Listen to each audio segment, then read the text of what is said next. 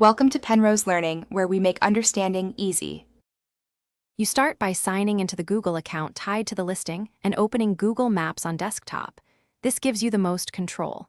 Once done, search for the exact place name or address so you don't remove the wrong listing.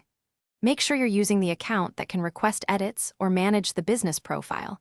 Otherwise, you'll only be able to suggest changes. Now locate the pin and open its details panel so you can begin the deletion steps without delay. You now choose between suggesting an edit or managing the business profile directly. If you see "Remove this place," use it. Otherwise, mark it permanently closed and add a clear reason. Make sure to explain why the location should be deleted, duplicate, moved, or incorrect listing, and include supporting details or photos to speed review. Once you submit, Google queues the request. You'll sometimes need to wait for verification or for an account owner to approve the change. You finish by monitoring the request status over the next 1 to 3 days and refreshing the listing page. Google may accept, reject, or ask for verification.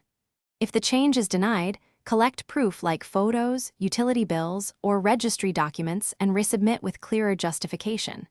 Make sure to use business profile support or report a problem for urgent or abusive listings.